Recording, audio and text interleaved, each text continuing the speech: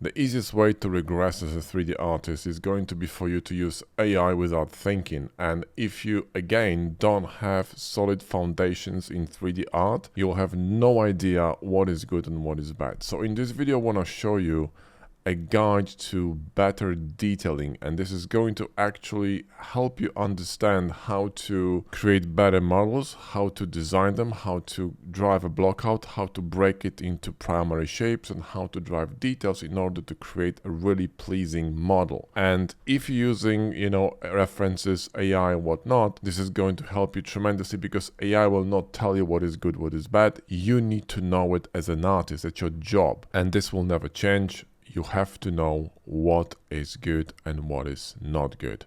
So let's get started. So you have 5 points here, and I want you to really pay attention and look at these points and burn them into your brain. They're really essential. If you understand this, you're going to understand good design.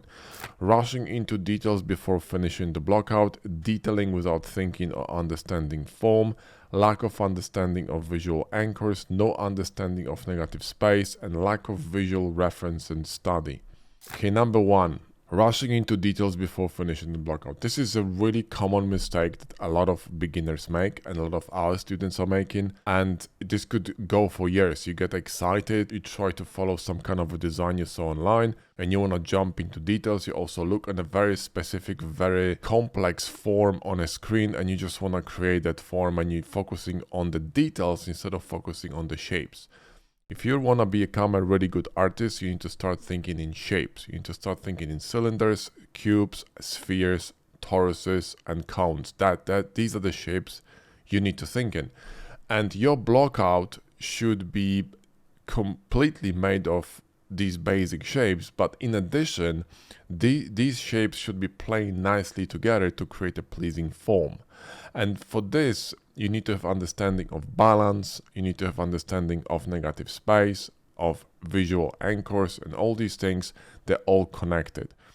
And this is why, for example, in our course, the Hard Surface Accelerator, I teach you all the principles of design, because they're essential. If you're not going to understand these, you're never going to be a good artist, because you'll never know what is good and what is bad, right?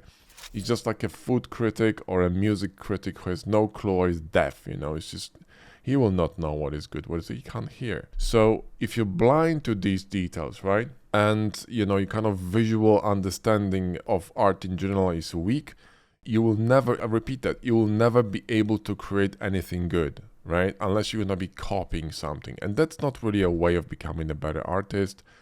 If you really want to become good at something, and you really want to understand what you're doing, and you want others to really appreciate your stuff, you just have to put some effort into it, and you have to learn how all these things work, which is again why in our course, the Hard Surface Accelerator, we introduce principles of design to teach you how to understand modeling in Blender, how to understand driving shapes in hard surface modeling, detailing, and all this, right? And if you don't have a solid block out, you will never have a good model, because block out is like a backbone. If the backbone is crooked, doesn't matter what you're gonna build on it, it's gonna look like shit. Okay, so now rushing into details. Now, why people rush into details? Because they don't see that the importance of balance of the form. They don't see that the form itself, if it's really well designed, and if you create a really balanced block out, and if you're going to slice that block out visually into smaller bits and pieces and flesh out the primary shapes, these shapes will tell you where to place the detail. They will literally tell you where you want to place the shape. If you watch any of my modeling videos or any of our courses, right, they will literally teach you how to model progressively to flesh out a good balanced form, and then start adding details on top of them. That's the whole point of what we do, right? And all of my modeling videos, when you're gonna watch them, I always talk a lot about how we're going to attack this form, why we're doing this, where we're gonna place planar shifts. Planar shifts are basically shifts in the orientation of the plane, so they can bevels, chamfers, cuts, and all that. These are planar shifts. They create additional detail, because when the light bounces off of it, it creates a shadow and highlight. It's a planar shift, right? And you can create details with these as well. So if you're gonna run into details and then you're gonna start, changing your block out, you're gonna introduce so much mess into the design, it's gonna be overwhelming. You need to really understand how it works. It's a progression. You start with a block out, you go to, finish the block out once you have a proper form. And also for this, you need to study, shapes, you need to study visual references, you need to build your visual library, you need to immerse yourself in the design in order to understand how it all works. And in addition, you need to learn how to start seeing things in simple shapes. And I'm actually giving an example in one of my recent videos when I was modeling the sci-fi turret. It was made out of a picture I took outside here in Tokyo. I brought it into computer. I use AI to help me create some kind of an base idea. And I used that idea as a base of my modeling. I wasn't, following the idea completely. I was changing stuff, pulling from other references. And in addition to this, I was actually teaching you and showing you how you can simplify what you're looking at in Photoshop. You can literally paint over stuff in Photoshop, remove all the details to help your brain focus on the shapes. And that's how you can start training your brain to start focusing on the primary shapes, on the very basic, shape transitions, in order for your brain to start seeing the balance, the beauty of the balance of the basic shape. And once you get that in place, then you slice it with primary detail, which flashes out more intricate shapes. And these things go into place the detail themselves. If detail doesn't place itself on your model, that means your block out is shit. That's the bottom line. So you shouldn't be progressing any further. Do you understand? It's really important to understand. And I know it takes time to learn it, because it will. But if you really want to get good, that's the way to do it. There's no shortcut, no easy way to do it. You gotta put the mileage in, you gotta put the work in, and stop relying on bullshit tools. Because if you're gonna get something from AI, it will not teach you anything, okay? It could help you. Like I said, you need to use these tools intelligently, okay? Because otherwise they're gonna do more harm than good. You need to start thinking what you're doing with these tools and how you're using them in order to become better at what you do, okay? It's really important. Number 2, detailing without thinking or understanding the form. Again, if your form is crooked and completely messed up and you don't know what you're doing, right? You're just kind of guessing, okay? You're guessing. You see, like, the difference between a pro and an amateur is that amateur will have some amazing, let's say, photographs or amazing models or whatever, but it's an accident, okay? Because he doesn't know what he's doing. It's an accident. Pro, it's a consistency of results that we're talking about. Okay, pro gonna deliver consistent, good results across the board because he knows what the hell is he doing. That's the difference between a pro and an amateur. So only because you got lucky doesn't mean that you're good. It's just you got lucky. Okay, in order to get good and become a pro, you have to deliver these results consistently. You have to be able to sit, grab a cube, and do something out of it, something interesting, just like a pro chef. Give him a few ingredients and know exactly what to do with them. Do you see what I mean? He doesn't get lucky. He knows what to do to drive a good taste. It's the same thing, okay? So if you're going to just put details on your block out because, you think that's what you want to do, and you kind of, hoping it's going to look all right, that's nonsense. That's not detailing. That's a disaster waiting to happen, okay? If you understand the basic form and you understand the visual pulls, you understand the visual anchors, you understand the negative space and island of details and how to connect them, how to guide person's eye through your image or through your model, how to design a map for an eye, because that's literally what design is. You're designing a map for an eye to travel. The longer you keep someone in your image or focused on your creation, the better it becomes, okay? And the better it is. So your job is to understand the relation between, the form, the shape, and also the visual pulls, anchors, negative space, and all that. And again, I don't want to go too deep on this in this video because, like I said, I discussed this in detail in our course, the Holland Surface Accelerator. So grab the course if you really want to learn. In addition, you're going to learn the basics of modeling for Blender, all the tools, the whole shebang, including rendering. It's a fantastic course, tons of bonuses, it's amazing. And if you grab the Platinum version, you're going to get the coaching as well, which is superb because you get access directly to me, okay? And you can just, ask me questions, hop on a call, and you're going to be good. So you need to understand the form in order to place a detail. If you don't understand the form and what it guides the eye, you will not know where to place the detail, okay? That's the essence here. Now, third point is going to be lack of understanding on visual anchors. This one is massive, okay? Visual anchors are basically areas on an image that pull attention. Like for example, saturated color, okay, contrast, sharp image, right? So sharp versus blurred, warm versus cold, right? Contrasty versus low contrast, right? So if something is really contrasty or sharp or saturated, very bright, whatever, something that stands out in an image to the eye, that's a visual anchor. And you can create these visual anchors in different ways. You can also do them with details. So for example, you can create islands of visual anchors using details. Some people, what they do, they place detail everywhere. Like they just paste the shit out of details all over the model, and it's a disaster, okay? People will think, oh, that's amazing because it's so detailed. No, it's not, it's shit. Someone knows, this person who made it knows how to model, and they know the tools very well, but they know absolutely nothing about design, right? So that's a difference, okay? You can know the tools, but you may not know completely what you're doing in terms of design, because there are two different things. One thing is to know something, and the other one is to actually transfer that knowledge to someone else. That's teaching. And the same thing with art. One thing is to know how to use tools, how to use technically, tools in Blender and all the modifiers, all these other tricks and tips and add-ons and whatnot, and how to drive a clean surface, shading, whatever. But if you don't know the principles of design and how to design a good, well-balanced model, then whatever you create is going to be nonsense. And visual anchors are one of the most important things in imagery, because they're going to define the anchors for the eyes to look at. And you're going to be jumping from one island to an island to an island to an island. That's why we call them islands of details. And in between these islands, you want to leave a space, which is called negative space. Now, negative space, imagine you're looking at the sea and you see ships on the sea. Like you look from a high perspective, you're in a helicopter, you look at the sea. The sea is extremely calm. It's like no waves, it's just like a pond, right? Like a still pond. And you see these kind of ships, or even better, yachts with bright white sails contrasting against the blue sea, right?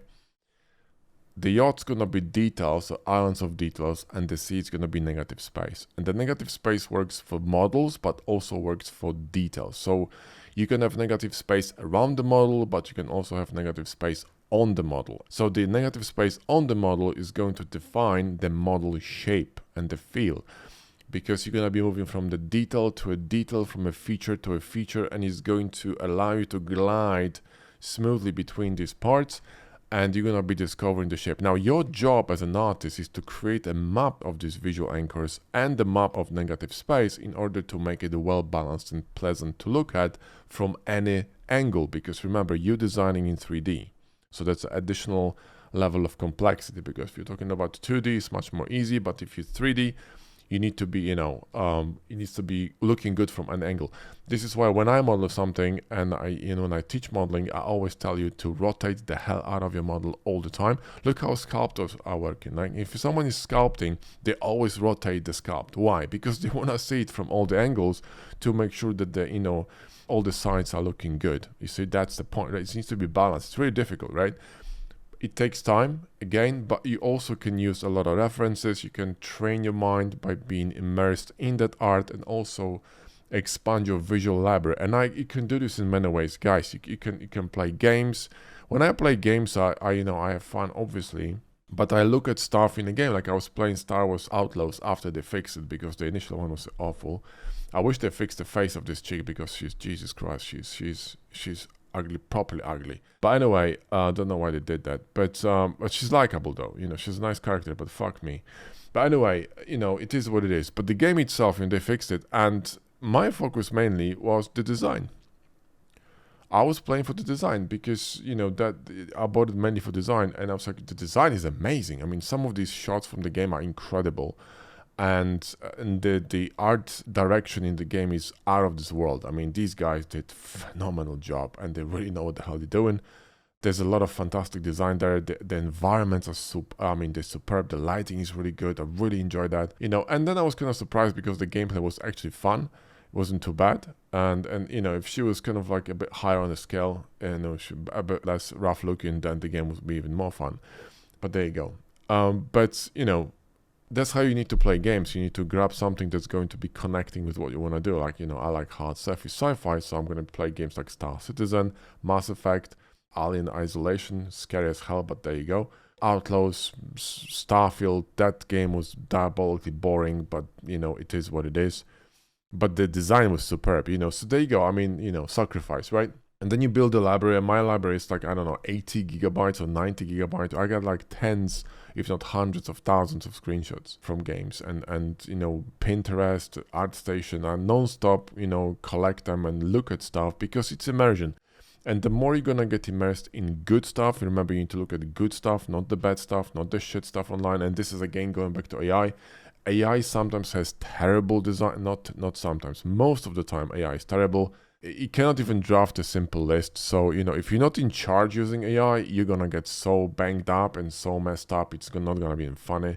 So you need to be in charge of whatever AI is doing and sort of be in control and use it as a tool, not as a definitive answer, because it definitely will not give you a definitive answer. And if you don't know what is good and what is bad, there's no fucking way you can tell, and you're just gonna get, you know, deeper and deeper into that rabbit hole of nonsense. So don't do that. You know, rely on really good established artists, follow them, follow good art, immerse yourself with. It's like learning language, right? If you learn language from someone who cannot speak proper language, like you learning English from me, good luck learning the proper accent. Either it's American or English, mine is somewhere in between, twisted with some Eastern European nonsense. So, you know, if you learn English from me, good luck to you, okay? You don't want to do that, right? You want to go to a native speaker. Do you see what I mean? So that's what you want to do. I may know the vocabulary and all this, but, you know, my accent, good luck. Anyway, so that's you know, the anchors and the negative space. And negative space is so important. It's one of the most, if not the most important thing in art in general, because if you understand negative space, you will understand where to place the details. You will understand why this blockout works and why this blockout doesn't work, why this render is actually pleasing to look at, how to you know, set the camera, how to frame an image, how to use lighting, and how the lighting affects your model and what you should be changing. If you don't know that, if you have you know, lack of understanding of negative space, you're not gonna be a good artist. That's it, the end. That's not even arguable. It's a fact. If you do not understand negative space and you're not studying it, you will not become a good artist. Whether you know what it is or not, you need to understand how to use it, and you need to feel it, okay? You need to be fluent with negative space. There's just no other way.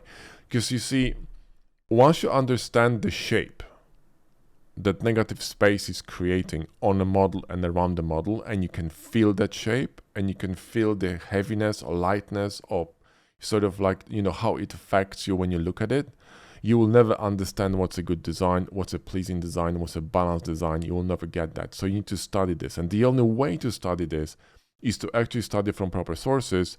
You know, one is going to be good artists and the other one is literature, and, you know, literally read about it, you know, understand what it is and study the proportions and all that. You need to go to the basics. You need to go to the basics. That's it. You know, that's why the schools are there, and they're going to teach you a lot of fluff, but also a lot of good stuff. Okay. So, you know, there's no going around it. No shortcut. No AI will fix it for you. It's not going to happen. Remember, AI is going to be fantastic for those who know what they're doing, but it's going to do a lot of harm and actually mess them up properly if, you know, all these people who don't know what they're doing, because it's going to reinforce their belief in their own bullshit. That's what's going to happen. So you got to be very careful with this, okay? So again, go back to the basics. And the last point is going to be lack of visual reference in study. Look, if you want to study anything, right, you need to immerse yourself in the thing you're studying. So again, play the games, watch the references, you know, you gotta live in a country of, you know, that speaks the language you want to learn. Simple as that, okay? It is what it is. So you need to start getting visual references. You need to start thinking in design language. You need to work. So you need to practically, you know, sit down and start modeling and make the mistakes to get better. Seek feedback. Feedback is essential. That's why we have a coaching system, for example. So, you know, this is so important, especially now where everyone is confused, and you're going to get this kind of, you know, false positives coming at you from all these automated tools that are going to be reinforcing what you think and what you think is wrong to begin with. And you're just going to get worse and worse, and, you know, and then you're going to be confused, right? So you need to start gathering some proper visual libraries. You need to immerse yourself in them. So the key here is going to be to stay immersed, keep gathering visual libraries, and remember, always look at good art and try to follow good artists, because they're gonna give you this fantastic visual feedback and sort of ideas and inspiration and all that. And again, go back to basics. Get books from, like, you know, guys like Scott Robertson, which is an insane designer in my opinion, and he has fantastic books on all kinds of stuff, like, you know, drawing and all that. But he's going to teach you so much about art in general. Then, you know, look for stuff on principles of design. Again, that's so important. Like I said, our course teaches that, and is going to give you a good kind of a basic understanding of what you should be looking for and what's important. And if you're going to start consciously thinking about all these elements, you're gradually going to get better. And let me tell you that when you understand all these things, right, when you create a block out, again, this is a fact, you will not have to think where to place the details, because a well-balanced block out, a well fleshed out model with proper primary detail cuts, right? So when you create a block out and then you define it with the primary shapes, which is the primary detail, the secondary detail and the tertiary detail are gonna place themselves. I don't even have to think when I'm placing decals, because I know exactly my decals, right? I'm looking at my model and now I know exactly what I want, because I can tell. The model tells me what kind of decal I should place there. Sometimes I'm looking, you know, maybe choosing one or two or three, like 2 or 3 ideas, but I know more or less what I want there, right? Because the model tells me, the design tells me, it just screams to me, dude, you need to put it, you know, put this thing in here, or you need to cut this like that. It just one flows to another. So follow this kind of like a progression, right? The block out, then you got the primary detail, secondary detail, and tertiary detail. Don't rush into anything. Don't go to stage 2 if you haven't finished stage 1, because nothing good gonna come out of it. And again, be careful with automated tools, because if you don't know what you're doing, they're going to teach you bad habits, and you're gonna end up with, you know, in a world of pain, because you'll end up very frustrated, not knowing what the hell is going on, and having no idea why your art actually sucks, when ChatGPT tells you it's amazing. You know, it's not amazing, it's probably shit. Okay, so, you know, stop sucking, start learning. That's my point. Anyway, that's it for this video. Thanks for watching. And like I said, if you really want to learn the proper basic and proper foundations for Blender and for hard surface modeling, then grab our course, the Hard Surface Accelerator. The link is in the video description and in the comment pinned under the video. And like I said, there's a massive section over there on principles of design, which will teach you how it all works and, you know, where you can start. And this is going to give you a very solid foundation on which you can just construct something a bit more complicated. Thanks for watching, and I'll see you in the next one.